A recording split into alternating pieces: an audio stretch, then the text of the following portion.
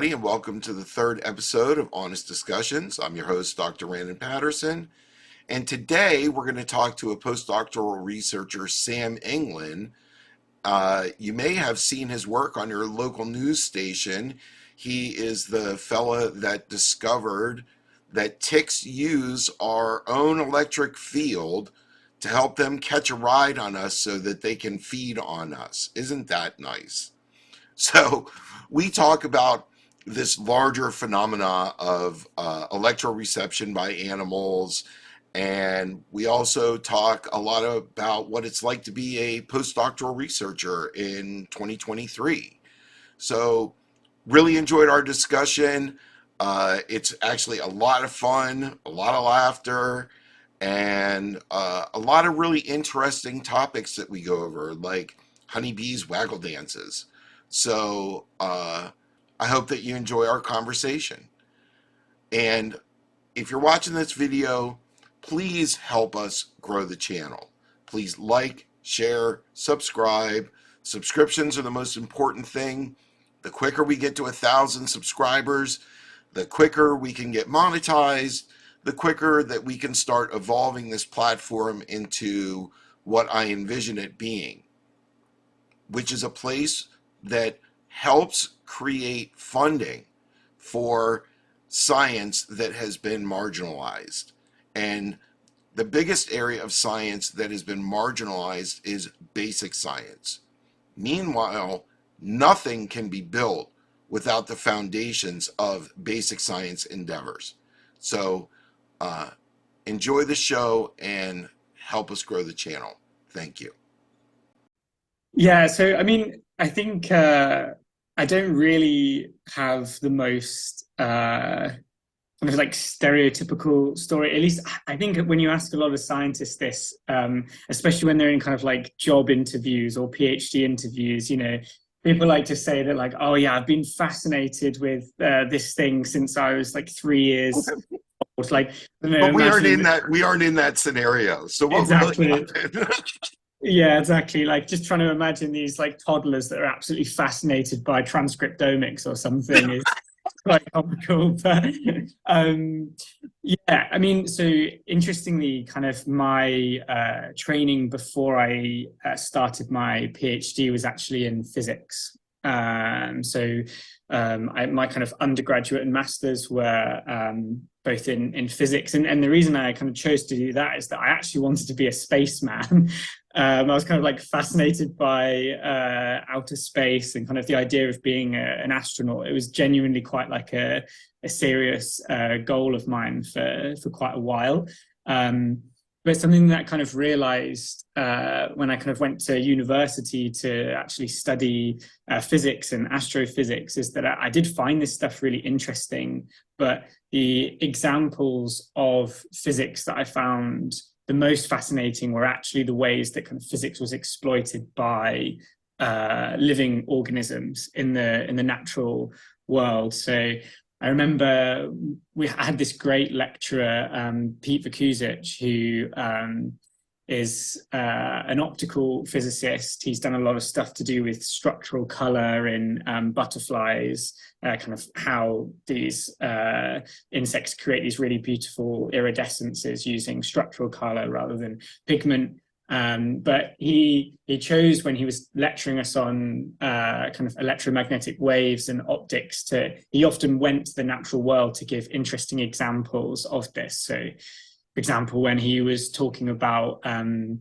of refraction, he talked about archerfish, these fish that basically sit in the river and they shoot jets of water at insects up on the branch to kind of knock them into the water and then eat the insect. And obviously there's a really interesting way of talking about refraction because basically their eyes have kind of regionalized lenses so that they can see in both the water and the air. They can basically compensate for the change in the direction of the light as it hits water surface, so that it means that they can actually correctly calculate where to shoot their water jet. But yeah, kind of long story short, I realized that actually some of the most interesting manifestations of physics are found in the natural world, because essentially life is just what happens when physics is left to kind of run free for run on its own. a billion of years. I have two beta fish on my desk that are an endless source of amusement to me, because they do the same color changing kind of tricks. They're really amazing. Exactly. And I think I even kind of realized that my biggest fascination, even with space and with astrophysics, was again kind of with life. I think that, you know, life on Earth that is probably the most interesting thing that the universe has created that we know about so far. Well, I mean, we hear a lot in the news these days. Maybe we're going to find out something pretty fascinating very soon. Somehow I doubt it. But yeah, at least for like what we know about now, I think kind of life on Earth is one of the most interesting things in the universe. So that kind of led me to be very interested in astrobiology, kind of the study of how life originated on Earth, but also, you know, how it may exist in other parts of the universe, or it might be different if we try to, say, colonize different parts of the universe. And so I tried to find some PhDs on that topic.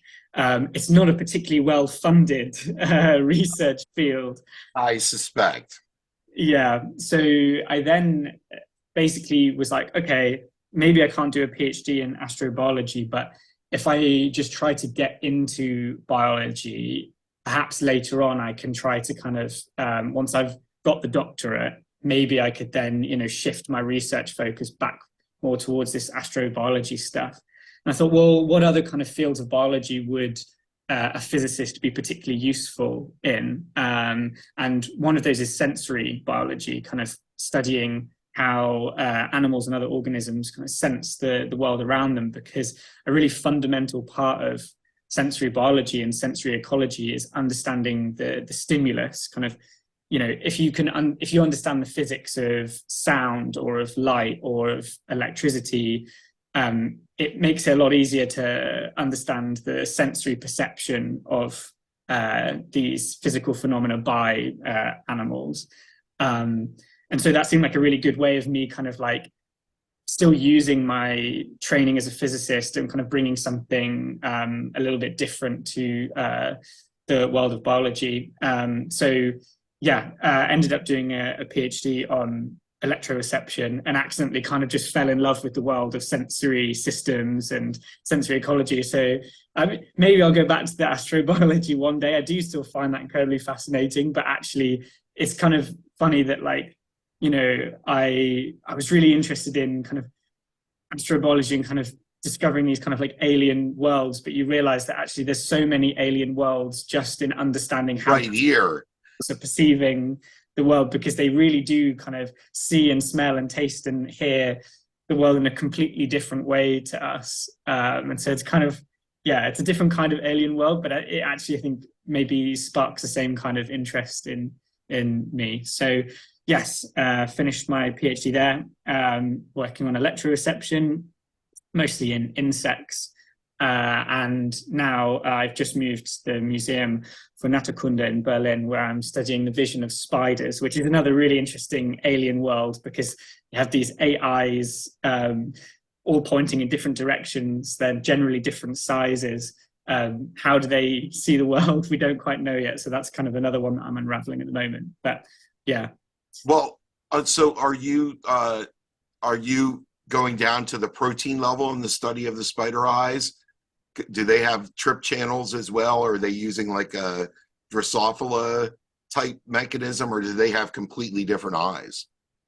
So they don't use compound eyes in the same way as insects do, but a lot of the like opsins, like the proteins that are used for kind of sensing, or the molecules that are used for actually kind of detecting the light, often are conserved amongst all of the arthropods, so between insects and spiders, but they have their own too. So yeah, doing a little bit of molecular stuff, which is all very new to me as a physicist, kind of it's basically as far away as you can get from physics, is doing this kind of transcriptomics and molecular bioinformatics and stuff. But it's been really interesting to learn this stuff for sure. They're huge data sets. They're unwieldy to work with. But certainly your physics background will help a lot with the statistical analysis of the type of data that you're looking at.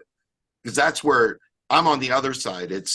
I'm a biologist that got sucked into physics, because as your question becomes broader, but also more detailed, you realize that you have to start employing statistical analyses, and then you realize that you have to start employing information theory. And somehow that always ends up leading all the way back to particle physics and astronomy. And, I mean, it just happens. This area of electroreception, maybe you could just give me some, like, of the broader background. Like, I was reading your paper and I read through a number of examples, but I'm sure you're much more abreast of the field. What are the things that people really don't know about where electroreception is going on? We're going to talk about the ticks and them flying onto us, but what are the things that are going on that we're, kind of the general public's not aware of that maybe we should be? Sure. I mean, it's one of the reasons I actually think that electroreception is so interesting is that it's a sense that really as humans we don't have. So it is very kind of foreign to us. But yeah, when we talk about electroreception, kind of the definition that we like to use for it is that it's the detection of an ecologically relevant electric field by an organism. And we've known that a lot of animals in the aquatic environment are capable of this. Most famously, this is the sharks. So sharks. The lateral line. Yes, yeah. So their lateral line system, which in most fishes used for detecting kind of water flow and particle movement, some parts of their lateral line have been modified to detect electricity in the water that's given off by say like the muscle movements or the opening of, say, gills and the mouth of prey items, for example. But yeah, we've known for about kind of 60 years or so that sharks and rays and many other fish and other aquatic animals are capable of this. But for a long time, it was thought that electroreception wouldn't be possible in the terrestrial environment because in the water, the way that electroreception works is that you have basically direct electrical conduction of the signal from the source into the receptor. So it works in the same way as electricity traveling down a wire in your house. And this wouldn't work in the terrestrial environment because the conductivity of air is much lower than in water. And so you're not going to get the same strength of current. But most people don't realize that just from your feet to the top of your head, that there's a huge increase in the electrical potential, like more than 100 volts. Yeah, exactly. So even in kind of completely fair weather, you're talking roughly 100 volts per meter. So if you're a tall person, the air around your head is about 200 volts higher than the air around your feet, which is pretty crazy. But the reason that voltage difference is able to build up like that is because the air won't conduct that voltage away so quickly, and so you're able to build up these strong voltages, which is actually essentially the principle behind most of what I studied during my PhD, which is electroreception in air, which we most people didn't think was possible, but it kind of ignores the fact that you don't actually need a conductive medium because an electric field will travel through even a vacuum. And this electric field is more like a fundamental kind of force of the universe around any charged object. It's going to emit electric fields, and they're going to interact with other charged objects, right?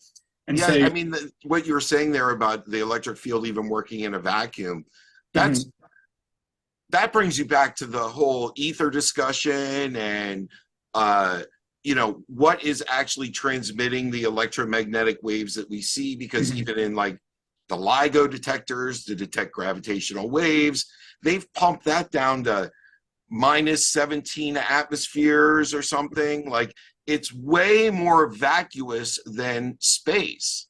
Yeah. Yeah. There's still, it has the ability to carry a laser beam.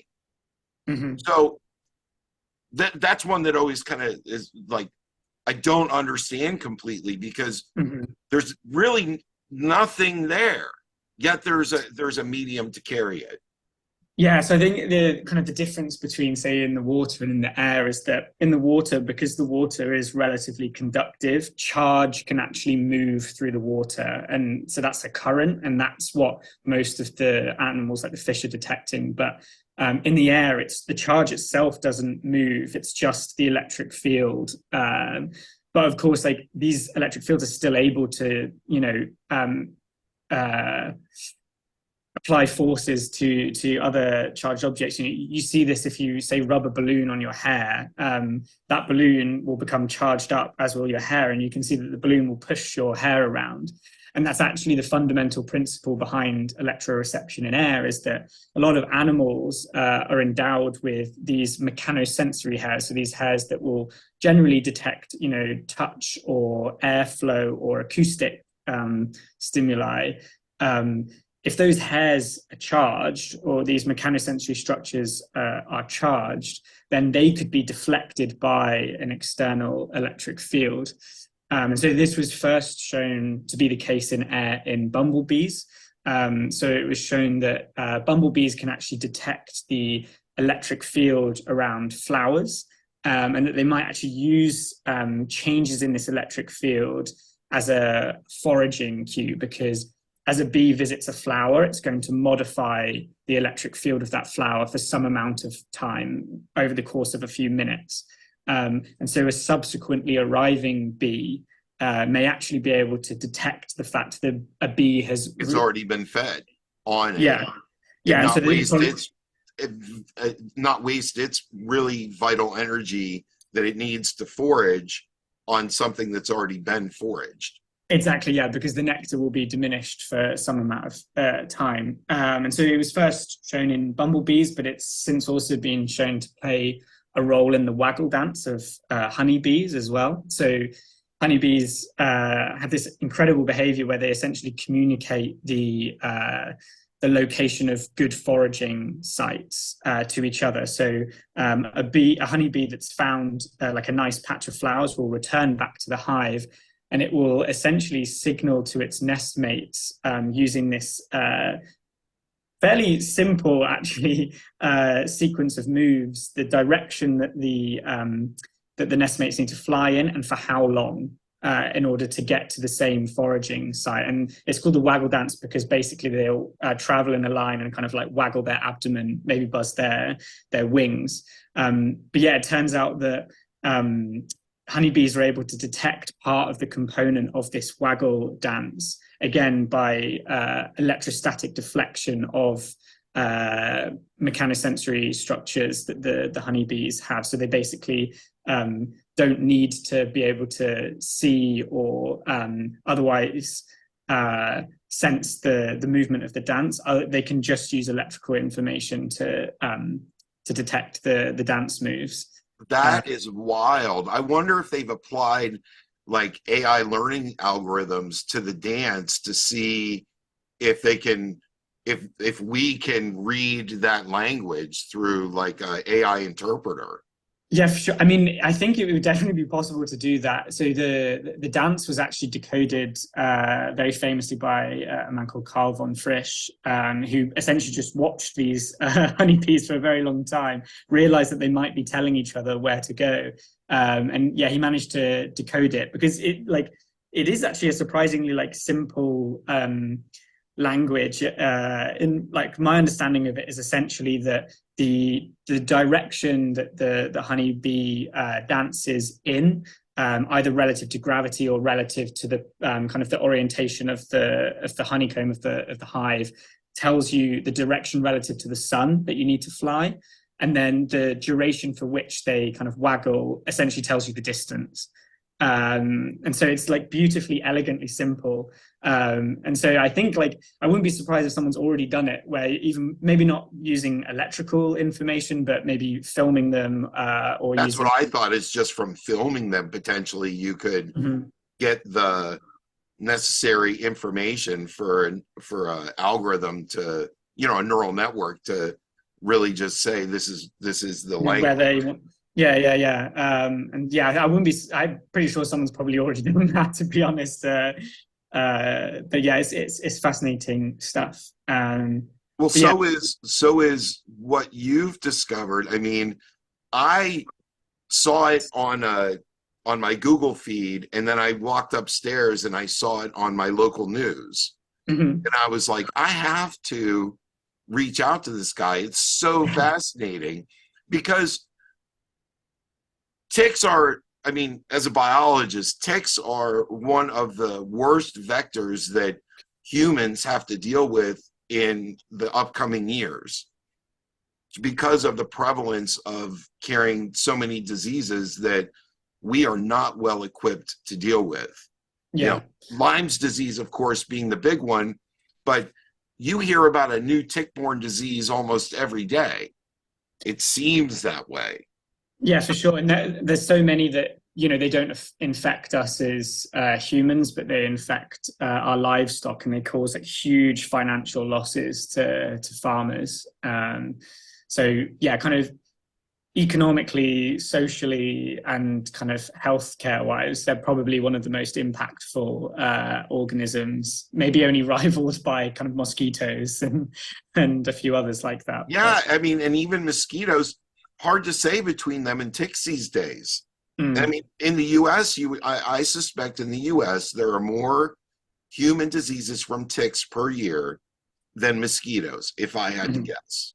I mean, clearly you were working in this area, but what gave you this hypothesis, or what makes you think, well, let's drag a bed sheet around in the field and see if it collects ticks? Or were you just collecting ticks, or how does this all start?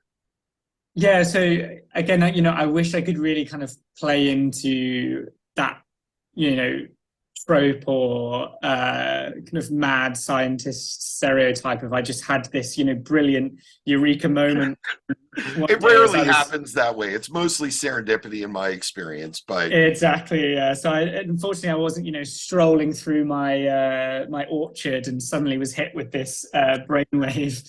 It actually came from friendship, essentially, because one of my best friends, Katie Lee, who's a co-author of the paper, her and I started our PhDs at the same time and kind of became friends during the first couple of years of our PhDs.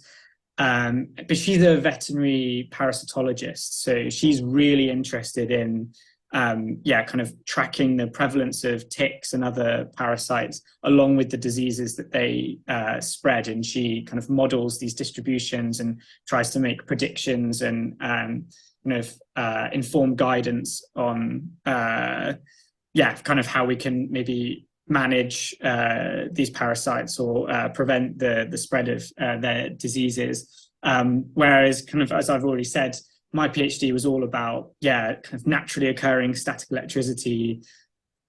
Does it play an ecological role? But up until this point, not worked on ticks. But we essentially came up with the hypothesis for this project out of us being really good friends and wanting to come up with a good excuse to work together on like a little fun side project that kind of combined our two fields together.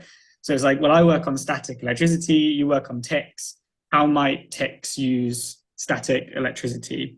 And kind of obviously, this actually is mad science, and I agree with it. I worked with the same person for almost my entire career. We published 50 papers together. Yeah. So I know what that means to have a friendship with somebody and be like, this would be just so much more fun if we just work together. You're smart, I'm smart. Let's figure out something. But ultimately, that's where some great ideas come out. Because it's almost, if you're dealing with physics and you're dealing with biology, for sure there's an interface. There must be. Mhm.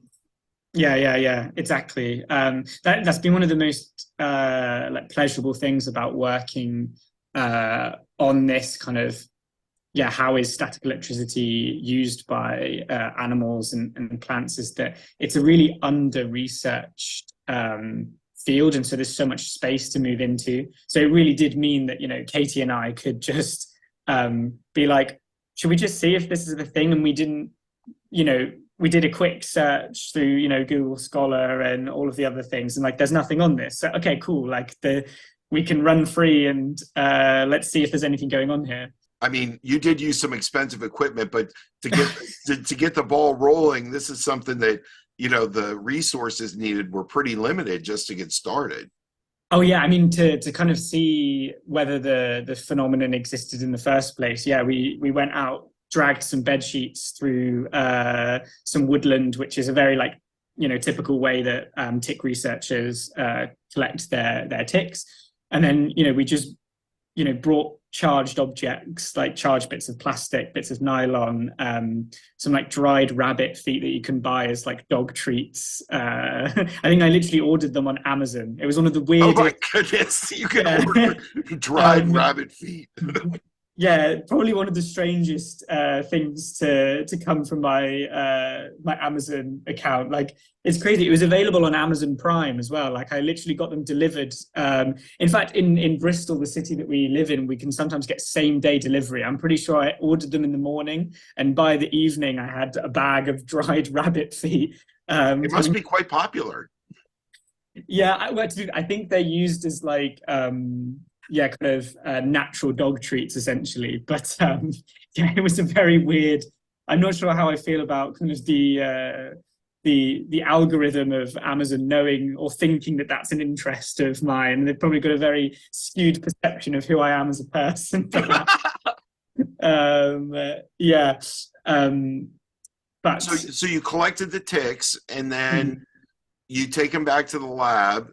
And what's the first thing that you test? So we literally, just to see if it was a kind of phenomenon that existed or was worth pursuing, we literally just kind of put them on some like sheets of paper and brought in these charged objects, and we immediately saw them kind of being pulled across air gaps of several millimeters, if not centimeters. It was like probably the first and last time this will ever happen in my scientific career where an experiment just worked so clearly first time. I'm very used to working with kind of on animal behavior experiments where you really only see if something's going on once you kind of do the statistical analyses and crunch all the data. Yeah. But I've done enough mouse work that yeah. I mean, behavioral studies are just hard. They're very difficult. Yeah. I think, and also I think, you know, kind of as a bit of a side note, I think I remember, as you know, coming in from physics, I was so excited to do animal behavior because it just seemed so cool that you got to kind of like work with and interact with kind of live animals and kind of and see how they work. But what I will say is that it's probably, maybe for me anyway, like some of the hardest science I've had to do has been behavioral experiments. There's so much to think about, and I think your also, disposition on how you approach. If you are in a foul mood trying to do behavioral experiments, they will not work. Yeah, because they not work. Yeah, I mean, animals will never do what you expect them to do, even if it's like not. It's not even that they, you know, your experiment won't work. It's that they might not even like survive long enough to be in the experiment, or like, you know, kind of a more basic behavior that you were going to look for, say, you know, modifications in based on different experimental treatments. They just stop doing the basic behavior. It's, yeah, definitely, I think in terms of kind of the mental challenge, like it's probably, yeah, up there with some of the hardest techniques for sure. The people that I saw that were just amazing at it were also always the most peaceful people. Yeah.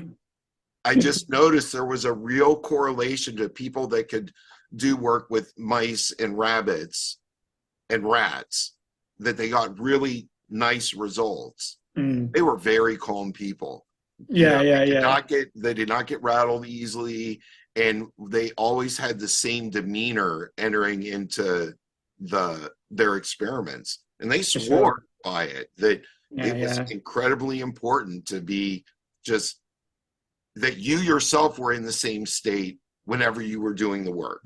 Hmm. Yeah, yeah, yeah. And I think also, like, honestly, I think that, if you're ever applying for like a research grant that involves behavioral experiments, you should budget in kind of free yoga classes for the postdocs or the PhD students that are going to be doing the behavioral experiments to really maintain that Zen state.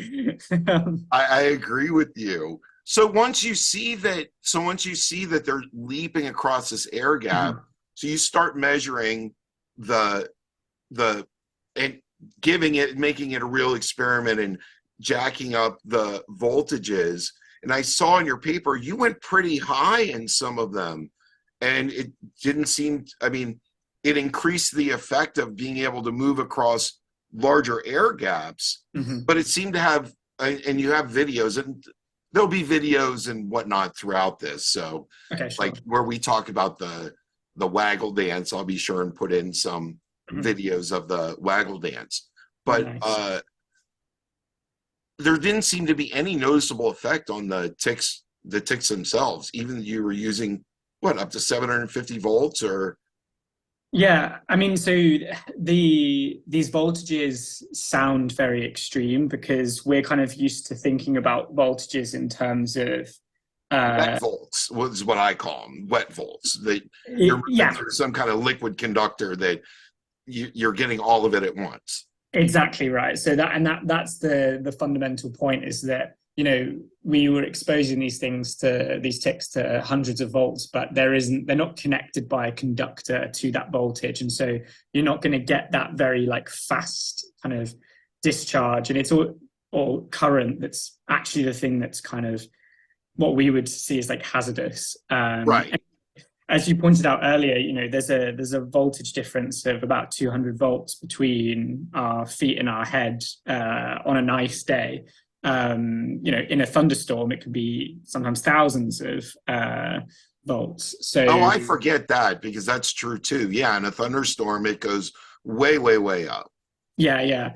And so actually these voltages were based on values in the literature where people had measured, roughly what the surface voltage of various different animals that act as hosts for ticks. So we found some data on reptiles, on mammals, and also humans. Some people in the literature reporting that humans can accumulate a static surface charge of up to 30,000 volts sometimes, which is crazy and is probably a very like extreme example, but it kind of shows you that in this non-conductive regime, you can accumulate these quite significant voltages. So whilst it does sound really extreme that, it's hundreds of volts, it's actually very in line with the electric fields that we would expect to exist in nature. As these ticks are, questing for hosts sitting on the end of a blade of grass. If a charged rabbit or a charged cow, comes within a few millimeters of the tick, you're going to be getting these really quite significant electric field strengths. Yeah, I'm sorry, my dog's barking. Just It's completely okay. lost my train of thought. So, and this seems to apply to a lot of these. So you're thinking that it's probably also mites, fleas, all of these kind of pests that are in this very small body size range that Mhm. are parasitic for the most part. Yeah, yeah. I mean, I think basically it's we don't know if there's anything special about the ticks yet, because we would need to kind of do a comparative study with them and maybe other parasitic species, but also it'd be great to compare, this electrostatic attraction to non-parasitic species that have no interest in actually kind of bridging these gaps. But at the moment, we don't think there's necessarily anything special about the ticks. I mean, maybe they have evolved some kind of adaptation that could, make them more prone to be electrostatically attracted. But yeah, we don't know if that's the case yet. And so the principles that we've unveiled here, it's pretty simple of, animals in the terrestrial environment are going to carry some amount of static charge. So that electric field is there to be exploited. And these ticks and probably many other similarly sized animals like mites and lice and other parasites are pretty likely to also get attracted across this gap because it is physics. Yeah, I remember what I was going to say. I think every human, by the time they're, an adult, has had a static electricity incident where they are actually shocked at how much it hurts. Yeah. And that's probably when you are carrying, 500 or 1,000 volts or maybe more. Yeah. You touch that doorknob and it all discharges at once. Now, granted, the current is very low, but it's still a lot of voltage to discharge at once, and it's pretty painful. Yeah. So I was thinking about then, well, how could we as humans do something to protect ourselves? And would it be as simple as putting some steel spikes through your shoes and wearing a pair of those copper fit socks, that have the copper wire in them? Could it be that simple? Just to kind of earth yourself. So I think that, it's a really, I think I want to be very careful about kind of making these types of recommendations because, we're not saying that ticks kind of solely rely upon static electricity to attach to their... Oh, no, not at all. They're going to use every method at their disposal, of course. Exactly. And and most of the cases of them latching onto a host is still going to occur where direct contact is made. But kind of what our study shows is that in those fringe cases where it's kind of a near miss, where a host comes within a few millimeters or maybe centimeters of the tick, but doesn't quite make contact, we're basically saying that the ticks can still then make contact with the host because the static electricity will drag them across the gap.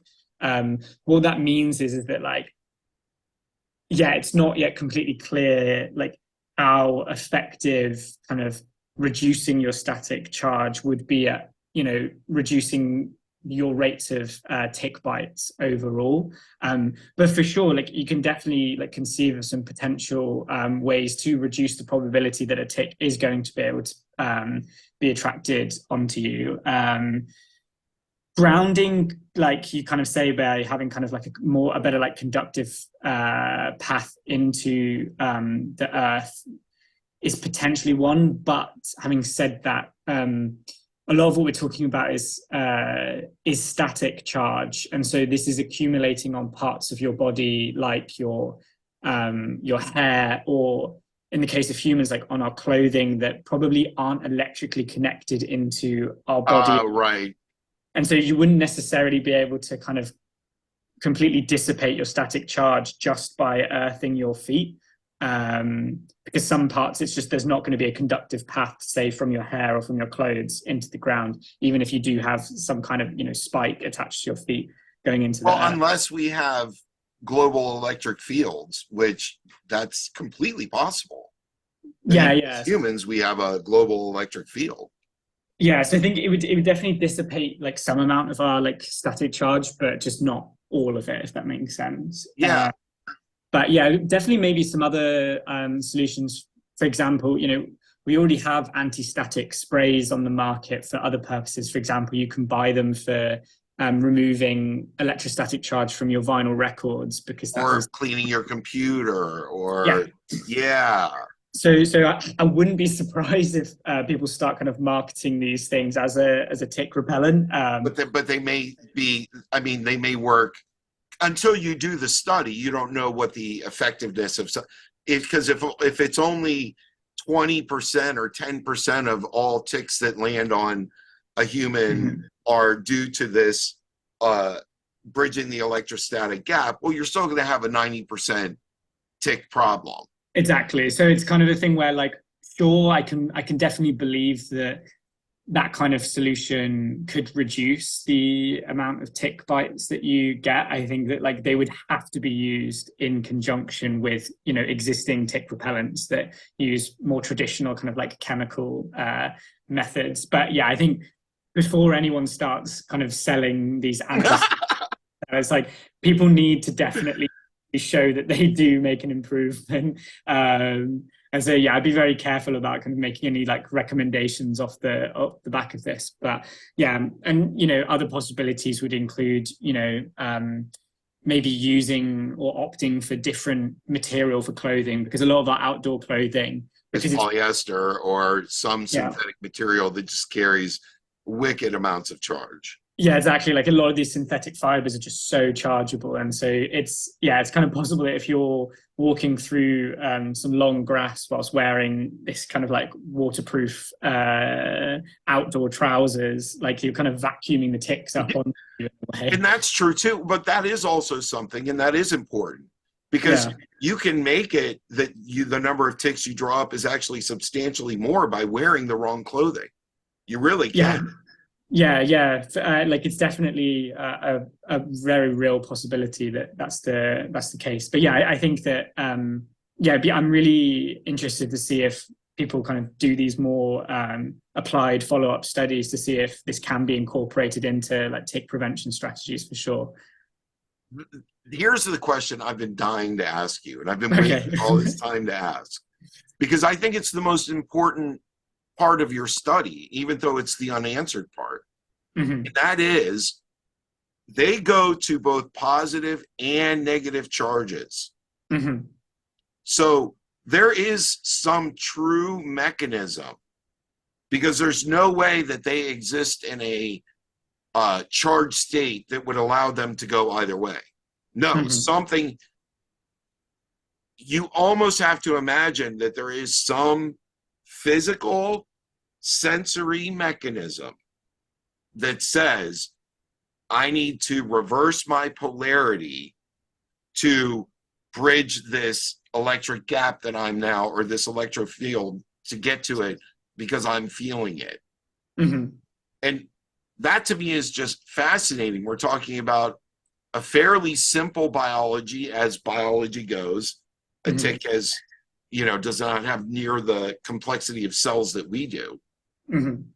So how do you have any ideas to begin with on how this charge disparity may be set up? Is there any like evidence that's already out there that insects have this way of polarizing their cells at will in a sided manner, I guess? So, I mean, at least everything that we talk about in our like study, and we want to emphasize this point, at the moment we are just talking about kind of this passive phenomena where the tick may have no idea what's happening to it, but it is still attracted.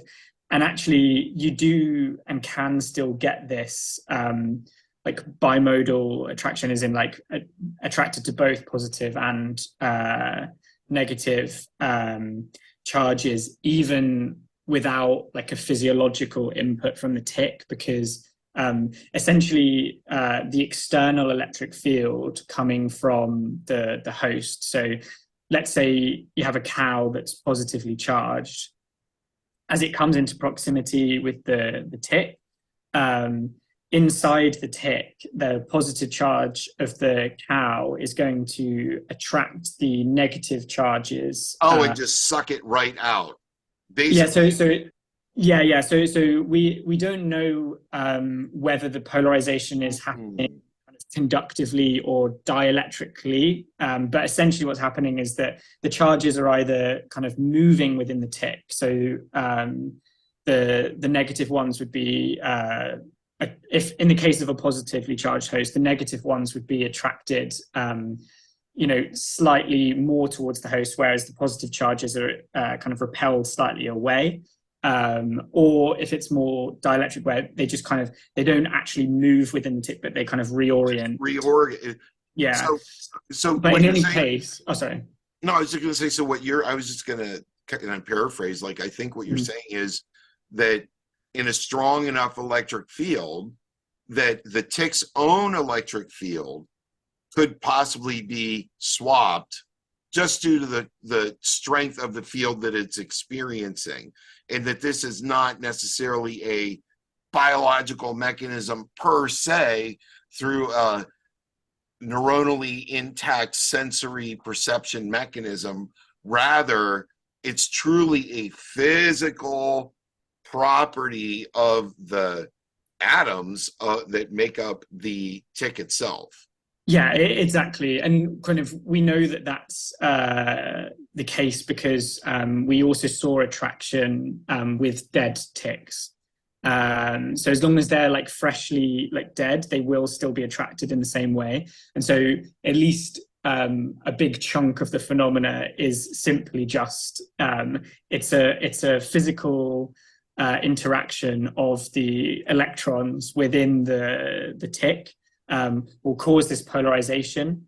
And then when you have this kind of unequal distribution, this polarization within the tick, what it now means is that, so if you have your like positively charged host and the negative charges move slightly more towards the host, now those negative charges are closer than the positive charges.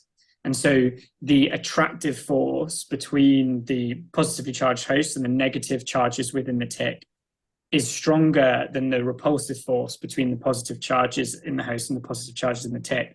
So in that case, negative charge attraction wins and it goes towards the positively charged host.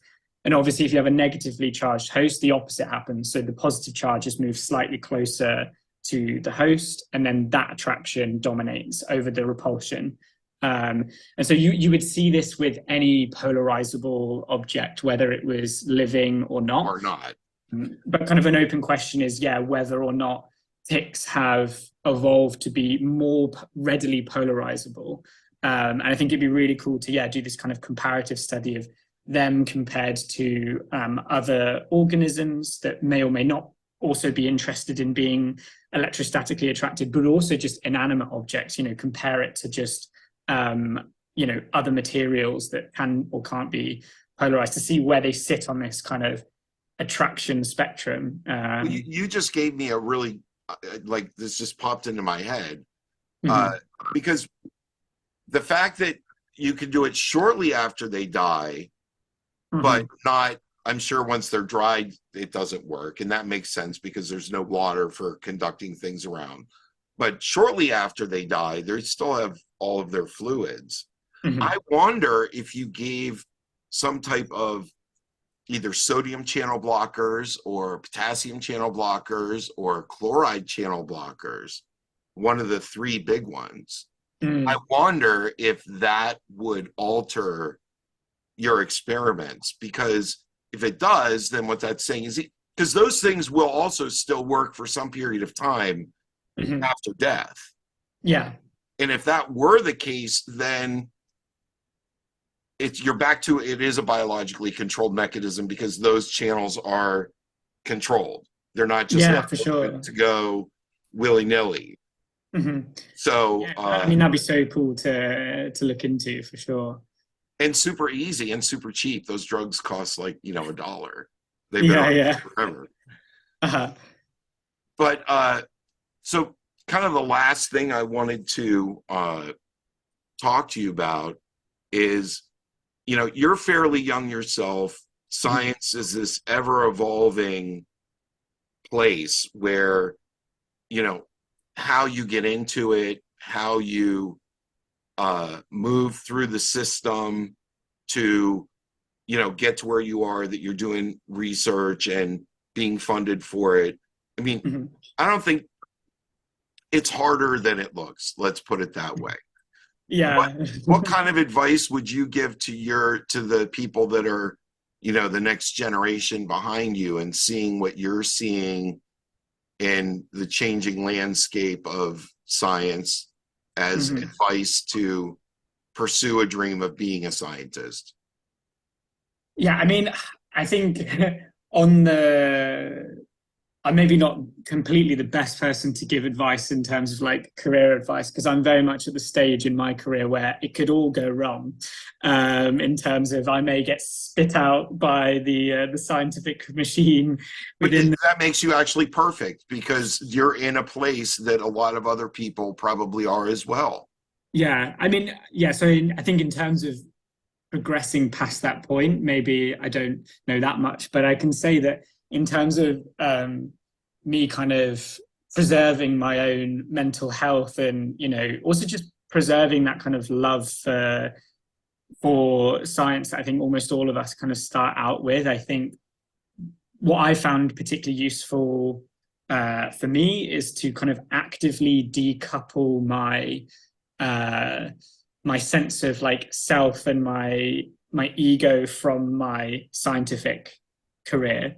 And the thing is, I know that there's many people who are highly successful that kind of science is everything for them, and like it kind of that always comes first. It's always their priority, and fair enough to those people. But I think for me personally, I think for a lot of people, I've really benefited from more taking the mindset of I'm me as an individual, and whether I'm in science or I'm not in science, or if I'm a very successful scientist, or don't make it past my first postdoc in science, like that doesn't change my like value as a as a person, because we really have to acknowledge that like a huge amount of our like successes come from luck, but also the flip side of that is that a huge amount of our like our failures also come from bad luck. And I think you can create your own luck to some extent, and also privilege also comes into this. Like I know that I've been like set up for this career a lot better than some people have, a lot worse than other people have too. But I think I think the best thing that I would say is to maybe detach your sense of self-worth from your career, and I think that makes it a lot more enjoyable. In it, I think it makes you feel a lot more willing to do things like say to one of your best friends, like, hey, should we just do a project that's kind of like a fun excuse for us to work on something together? In the end, this has ended up being a really fruitful like project, and so you also don't know where the successes are going to come from, right? So yeah, I think that's maybe, if I could give like one bit of advice, I think that's something that I found particularly useful, is just to actively try very hard to not equate your scientific success with your value as a person. I think because they're not the same thing. They are not. And you're talking to somebody that retired at 43, and there are many reasons why I retired so young. Yeah. But I mean, I'm going to say something to you right now that I've never said to anybody. Sure. Because I think it's the right moment. I told you I published 50 papers with my partner, not my partner, but my working partner, Damian Van Rossum. And unbeknownst to me, he had developed a brain tumor, and unbeknownst to him, for quite some time. Yeah. And we had a falling out, and it was in hindsight, it's all crystal clear what happened. He had a medical condition that was unaddressed. Yeah. But when that collaboration stopped, my passion for being able to go the 20 extra miles, which is what you have to do to stay in the upper echelon of your field, it evaporated.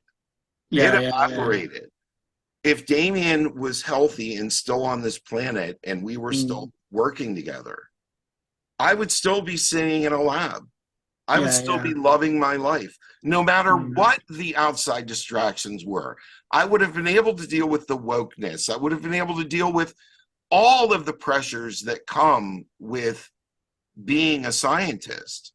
Yeah, But when yeah. I lost that connection, it was no longer worth it to me as a human being.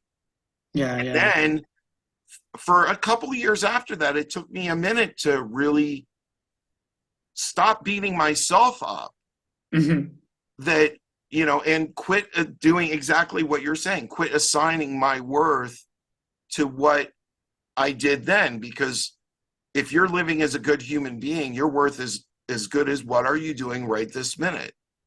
And Yeah, that's what your exactly. worth is. And if you're a good person and you help those people around you and you try and make society better as best you can, and it's always best to do it locally because that's where you can have the biggest impact.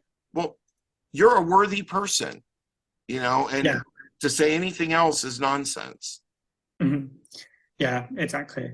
I mean, first of all, yeah, I'm obviously very sorry that that happened to you. But yeah, I couldn't agree with you more. Like, I think,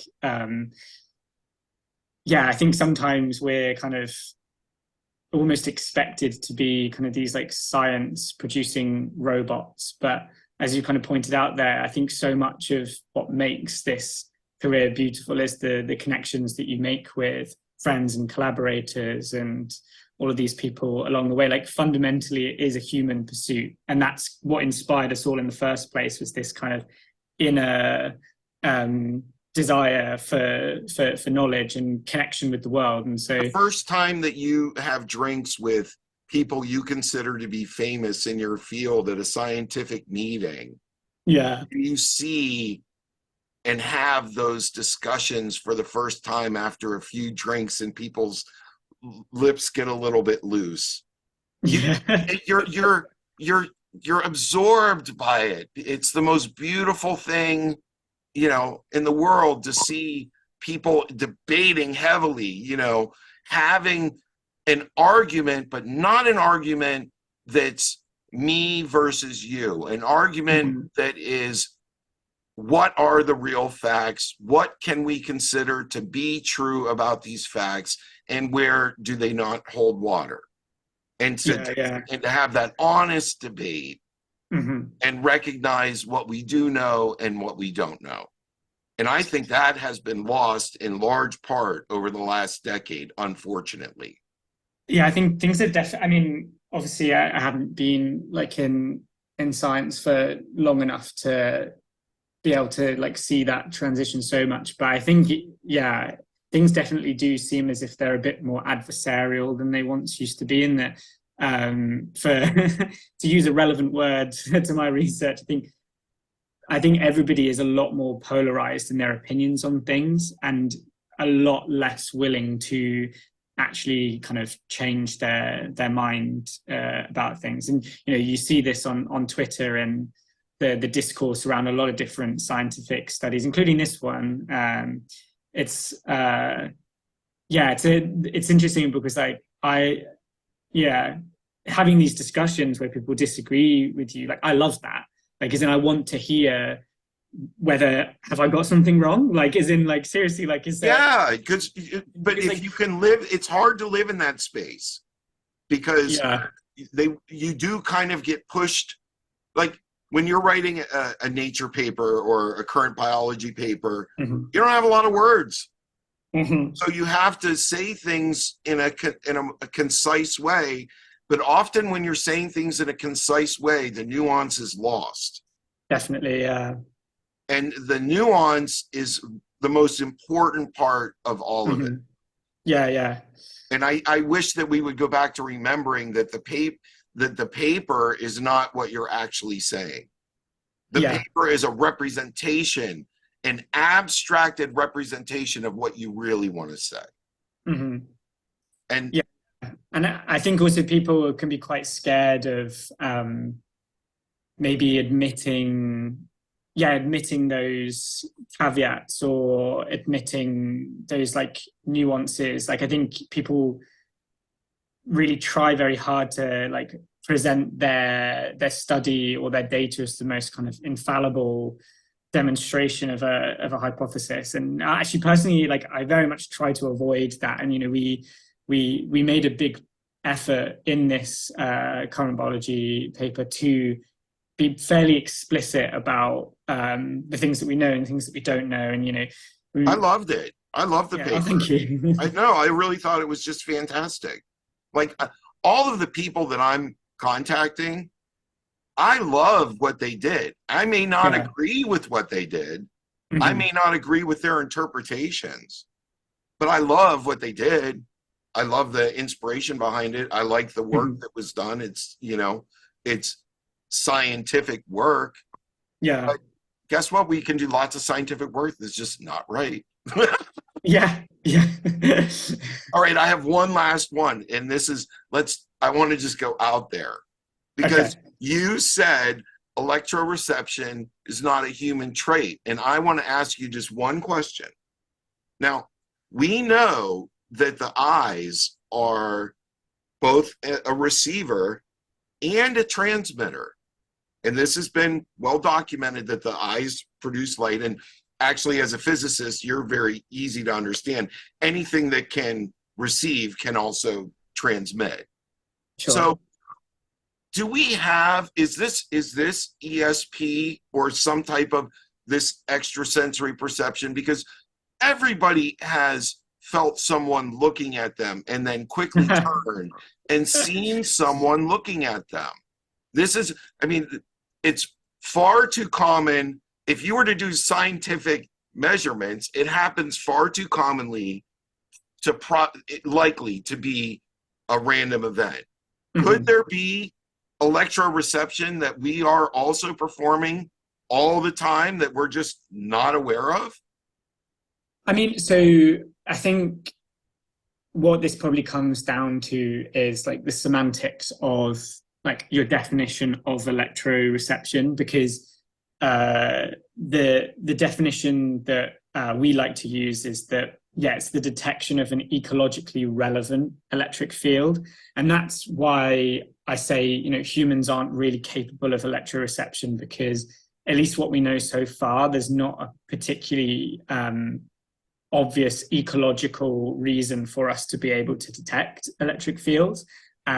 Perhaps, historically, and I mean, we not enough time would have passed for us to completely lose this ability. Like maybe it can give us information about, say, like incoming weather fronts, because if like a thunderstorm is approaching, there will be an increased electric field. Well, I And mean, I feel it in my knee when the thunderstorm's coming. yeah, yeah, I'm on the verge of a knee replacement, and yeah, I can feel it coming. I can yeah, also, yeah, yeah. and certainly my dogs. My Mhm. dogs are better than the weatherman, for Yeah, sure. yeah.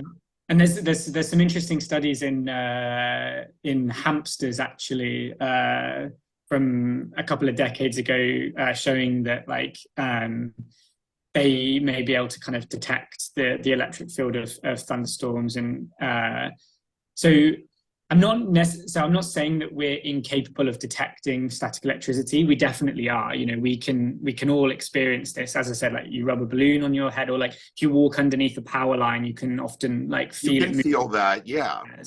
Um, I think the only reason I say that electroreception is not currently viewed as a human phenomenon is that there isn't a study out there demonstrating that us in our natural ecology would use this sense, because the kind of behavioral thresholds, like the detection thresholds that have been measured for electric field detection in humans, are kind of right on the brink of just being a little bit too high to be ecologically relevant. But it could definitely sneak into the realm of, say, like a thunderstorm or something like that. Um, But let me give you another example, and this is also well documented. mhm, What do you make though of something like taking a group of monks who are well trained in meditation and mhm, putting them in a room next to a random number generator, and every mhm, time that they meditate and focus on changing the numbers in that generator, that they become way less random? I mean, mhm. the only way that that information could be moved is through an electromagnetic force. And this is and it's very reproducible. It's not something where it's, if you take untrained meditators, you'll get a little less random result. But if you take trained meditators, you actually get a pretty resounding difference that's statistically significant. So my mind always goes to, there's something more to our electric field that we're not fully understanding, I guess is what I come to. Because of these things that we can observe in an ancillary sense, yet everybody experiences, in particular things like someone looking at you, or also people have had that thing where like somebody's gonna call me and then they call. Yeah, I think so. I mean, I don't know about any of the experiments you're talking about, so I wouldn't be able to like comment on kind of their like validity or anything like that. I mean, well, let's just say they were real. I mean, I think you know, I'm genuinely I'd never be like closed-minded to this stuff, and like I'm always really, really like intrigued when people kind of tell me about these examples, even if they're kind of anecdotal. I think a lot of these scenarios are sometimes due to kind of like confirmation bias, right? As in like, it's for sure. For sure. Kind of, you reassign something, or like you only notice, you know, we've evolved to spot patterns. And so I think sometimes these things get wrongly attributed to these things. But yeah, I mean, I'm very just focused on like static electricity, which is a little bit easier to handle than ESP. I agree. Yeah, yeah. It's a little bit less kind of ambiguous. So like, I mean, it would be interesting. I can't really think of a mechanism by which like we would be able to kind of actively modulate our like static charge from kind of a thought in our brain. I wonder if those trained meditators could do that. Yeah, you have to wonder. Yeah, we should go find. Okay, if you want to do a collaboration and test monks for their ability to change their own static electricity, I am down. If I find the monks, you have to measure them. Okay, that's a deal. We'll do that. Well, Sam, it was a real pleasure. Thank you so much for taking some time out of your day to talk. And hopefully the next iteration of this work comes out, and when it does, I'd love to talk to you about what you find next. Well, yeah, I mean, you're very welcome, and like, thank you so much for the interest in the paper. Yeah, like it would be great to stay in touch for sure. All right. Well, on that note, I'll talk at you soon. Nice. All right.